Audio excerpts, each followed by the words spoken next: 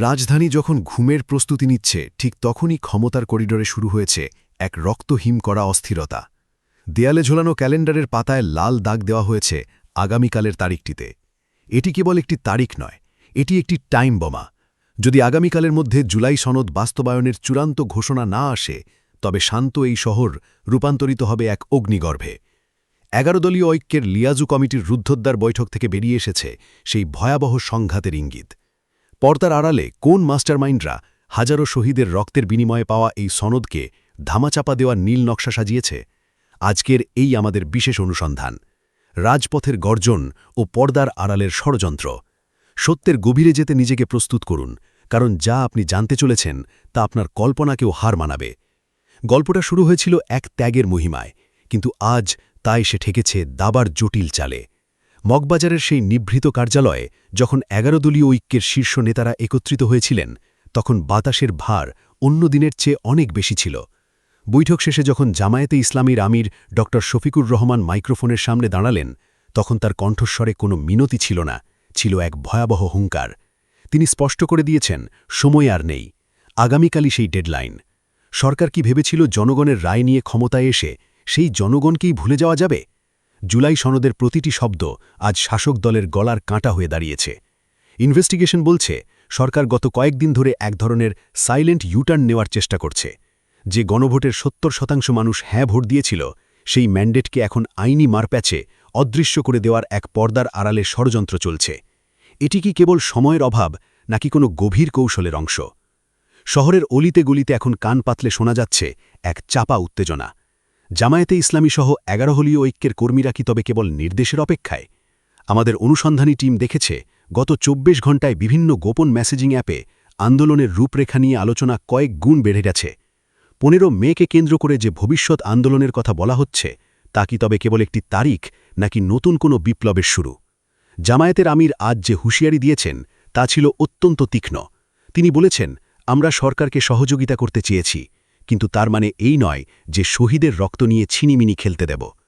১২ ফেব্রুয়ারি নির্বাচনের পর দেশবাসী ভেবেছিল সংস্কারের কাজ দ্রুত হবে, কিন্তু বাস্তবে কি দেখা যাচ্ছে? প্রশাসনে চলছে ঢালাও দলীয়করণ।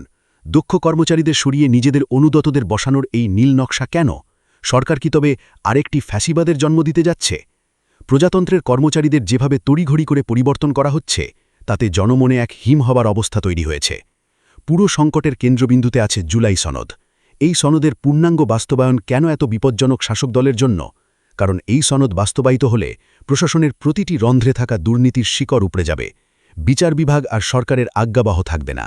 আর ঠিক এ কারণেই ক্ষমতার দাবার ছকে এক ভয়াবহ চাল দেওয়া হয়েছে। সংস্কার কমিশন নিয়ে বিএনপি চালাচ্ছে এক ভয়াবহ নাটক। সংসদে যার চরম প্রতিবাদ করছে বিরোধী দল, অথচ সরকারের কোনো ভ্রুক্ষেপ নেই। এটি কি অলসতা, নাকি সুপরিকল্পিত কোনো অবজ্ঞা? ১১ দলীয় নেতাদের বৈঠকে আজ এই বিষয়টি নিয়েই ক্ষোভের আগুন জ্বলেছে। সংসদ নেতাকে প্রধান দায় নিতে হবে, এই বার্তাটি ছিল সরাসরি যুদ্ধের ঘোষণার মতো। জাতির কাছে ক্ষমা পাওয়ার কোনো পথ সরকার রাখছে না। ইনভেস্টিগেশন বলছে, যদি আগামীকালের মধ্যে এই দাবি না মানা হয়, তবে রাজপথে এমন এক পরিস্থিতি তৈরি হবে যা সামালানোর ক্ষমতা বর্তমান প্রশাসনের হয়তো থাকবে না। এটি কি কোনো বড় রাজনৈতিক দুর্যোগের শুরু? ক্ষমতার এই দাবার গুটি কিভাবে উল্টে যাচ্ছে, আর রাজপথের দখল কার হাতে যাবে, তা জানতে এবং সত্যের প্রতিটি পরদ উন্মোচন করতে এখনই নিউজ বিডি লাইভ সাবস্ক্রাইব করুন। গোপন সূত্র বলছে, আন্দোলনের এই তেজ কমিয়ে দিতে শাসক দল থেকে জামায়াত নেতাদের কাছে এক লোভনীয় প্রস্তাব পাঠানো হয়েছিল। প্রস্তাবটি ছিল অত্যন্ত আকর্ষণীয়, ডেপুটি স্পিকারের পদ। কিন্তু রাজনীতির এই মাস্টারমাইন্ডরা যা চেয়েছিলেন তা সফল হয়নি। তারা ভেবেছিল একটি পদের টোপ দিয়ে জুলাই সনদের দাবিকে হিমঘরে পাঠিয়ে দেওয়া যাবে। কিন্তু ১১ দলীয় ঐক্য প্রমাণ করেছে, তারা জুলাই সনদের আংশিক নয়, পূর্ণাঙ্গ বাস্তবায়ন চায়। পদের বদলে তারা বেছে নিয়েছে আন্দোলনের কণ্টকাকীর্ণ পথ। এটি কি একটি আত্মঘাতী সিদ্ধান্ত, নাকি আগামীর কোনো বড় বিজয়ের প্রস্তুতি? ষড়যন্ত্রের জালটি আরও গভীরে। ৬ সিটিতে যেভাবে প্রশাসক নিয়োগ দেওয়া হয়েছে, তা নিয়ে জামায়াত নেতারা ক্ষোভ প্রকাশ করেছেন। এটি কি নতুন কোনো ফ্যাসিবাদের ব্লুপ্রিন্ট? জনমনে যে নির্বাচন নিয়ে শঙ্কা তৈরি হয়েছে, তা কি ইচ্ছাকৃত?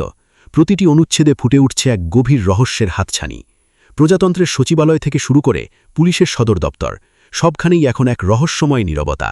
কিন্তু এই নীরবতা কি সম্মতির, নাকি ঝড়ের আগের স্তব্ধতা?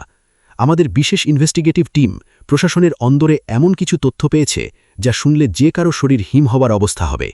অভিযোগ উঠেছে, জুলাই সনদের সংস্কারের কাজগুলোকে একটি বিশেষ সেলের মাধ্যমে ফাইলবন্দি করে রাখা হয়েছে। এটি কোনো প্রশাসনিক দীর্ঘসূত্রতা নয়, এটি হল সেই মাস্টারমাইন্ডের আঁকা এক নিখুঁত নীল নকশা। 11 দলীয় ঐক্যের শীর্ষ নেতারা যখন প্রশাসনের ঢালাও দলীয়করণ নিয়ে প্রশ্ন তুলছেন, তখন পর্দার আড়ালে চলছে দক্ষ কর্মচারীদের সরিয়ে অনুগত পাপেট বসানোর মহোৎসব। কেন এই তড়িঘড়ি? কেন দক্ষতাকে বিসর্জন দিয়ে আনুগত্যকে প্রাধান্য দেওয়া হচ্ছে? উত্তরটা পরিষ্কার। যদি রাজপথে আন্দোলন দানা বাঁধে, তবে এই অনুগত বাহিনীকেই ঢাল হিসেবে ব্যবহার করবে সরকার। এটি কি জনগণের বিরুদ্ধে কোনো ভয়াবহ যুদ্ধের প্রস্তুতি? জুলাই সনদ কেবল কিছু দাপ্তরিক সংস্কার নয়, এটি হল সেই আয়না যা শাসকের কুৎসিত চেরাটা জনসম্মুখে উন্মোচিত করে দেয়। এই সনদে বিচার বিভাগের যে স্বাধীনতার কথা বলা হয়েছে, তা যদি কার্যকর হয়, তবে কোনো সরকারি আর আদালতকে নিজের লাঠিয়াল বাহিনী হিসেবে ব্যবহার করতে পারবে না। আর ঠিক এ জায়গাতেই বর্তমান সরকারের সবচেয়ে বড় ভয়ের কারণ। ইনভেস্টিগেশন বলছে, সরকার আসলে জুলাই সনদের সেই সংস্কারগুলোকে ভয় পাচ্ছে যা তাদের একছত্র ক্ষমতাকে খর্ব করবে। তাই তারা বেছে নিয়েছে ইউটার্নের পথ। গণভোটের 70% মানুষের রায় পাওয়ার পর আজ যখন বলা হয় আইনি জটিলতা আছে, তখন বুঝতে বাকি থাকে না যে এর পেছনে কাজ করছে কোনো পর্দার আড়ালের ষড়যন্ত্র। তারা চাইছে আইনি মারপ্যাচের সময় পার করে দিতে এবং শেষ পর্যন্ত জুলাই স্পিরিটকে চিরতরে মুছে ফেলতে। 11 দলীয় ঐক্যের নেতাদের বৈঠকে আজ এই বিষয়টি ছিল প্রধান আলোচনার কেন্দ্রবিন্দু। মগবাজারের সেই বৈঠকে রুদ্ধদ্বার কক্ষে কেবল অভিযোগই তোলা হয়নি, বরং তৈরি করা হয়েছে এক রক্তহিম করা আন্দোলনের পরিকল্পনা। যদি আগামীকালের মধ্যে সরকার সংস্কার পরিষদ নিয়ে কোনো সিদ্ধান্ত না নেয়, তবে সেই বৈঠক থেকে এমন এক কর্মসূচির ঘোষণা আসতে পারে যা রাজধানীর জনজীবনকে অচল করে দেবে। 11 দলীয় জোটের স্বয়ংসেবক বাহিনী ইতিমধ্যে জেলা পর্যায়ে বার্তা পাঠিয়ে দিয়েছে। এটি কি কেবল একটি বিক্ষোভ? না, গোয়েন্দা রিপোর্ট বলছে এবারের আন্দোলনের ধরন হবে একেবারেই ভিন্ন। তারা আর কেবল রাজপথে স্লোগান দেবে না, বরং ঘেরাও করা হবে সেই সব কেন্দ্রবিন্দু যা প্রশাসনের প্রাণ ভোয়া। এটি কি কোনো বড় রাজনৈতিক বিস্ফোরণের পূর্বাভাস? জামায়াত আমির ডক্টর শফিকুর রহমানের সেই আল্টিমেটাম কি তবে সরকারকে চূড়ান্ত পতনের দিকে ঠেলে দিচ্ছে? গণভোটে 70% মানুষের রায় পাওয়ার পর সরকার কেন আজ ইউটার্ন নিচ্ছে? এই প্রতারণা কেবল একটি রাজনৈতিক শব্দ নয়, এটি একটি রক্তহিম করা সত্য। সরকার কেন সংস্কার পরিষদের অধিবেশন ডাকতে এত অনীহা দেখাচ্ছে? ভয়টা কি তবে জনগণের শক্তিতে, নাকি সরকার বুঝতে পারছে জুলাই সনদের পূর্ণাঙ্গ বাস্তবায়ন মানেই হল তাদের একছত্র ক্ষমতা চিরতরে হাতছাড়া হওয়া? ইনভেস্টিগেশন বলছে, পর্দার আড়ালে এক শক্তিশালী গোষ্ঠী কাজ করছে, যারা চায়লা বাংলাদেশে কোনো মৌলিক সংস্কার আসুক। তারা চায় সেই পুরনো ফ্যাসিবাদী কাঠামোকে নতুন মোড়কে টিকিয়ে রাখতে। আর এই মাস্টারমাইন্ডের প্ররোচনাতেই সরকার আজ জনগণের ম্যান্ডেটকে বৃদ্ধাঙ্গুলি দেখাচ্ছে। আমরা আগে যেমনটি বলেছি, জামায়াতকে ডেপুটি স্পিকারের পদ প্রস্তাব করা হয়েছিল, কিন্তু কেন? আজকের এই চরম উত্তেজনার মুহূর্তে সেই রহস্যটি আরও পরিষ্কার হয়ে উঠছে। এটি ছিল আন্দোলনের মেরুবন্ধ ভেঙে দেওয়ার এক সুচতুর চাল। সরকার চেয়েছিল জামায়াতকে রাষ্ট্রীয় পদের লোভে ব্যস্ত রেখে জুলাই সনদের দাবিকে চিরতরে কবরে পাচিয়ে দিতে। কিন্তু 11 দলীয় ঐক্য আজ প্রমাণ করেছে তারা পদের মোহে অন্ধ নয়। তারা স্পষ্ট করে দিয়েছে, জুলাই সনদ বাস্তবায়নে আপনারা উদার হন। এই উদারতা কি সরকারের মাঝে আসবে, নাকি অহংকারের দেওয়াল আরও উঁচু হবে? প্রশাসনে যেভাবে দক্ষ কর্মচারীদের সরিয়ে দলীয়করণ করা হচ্ছে, তা যেন সেই ফ্যাসিবাদী রাজত্বেরই এক প্রেতাত্মা। এই পর্দার আড়ালের ষড়যন্ত্র সফল হলে বাংলাদেশের গণতন্ত্রের কবর রচনা হবে এখানেই।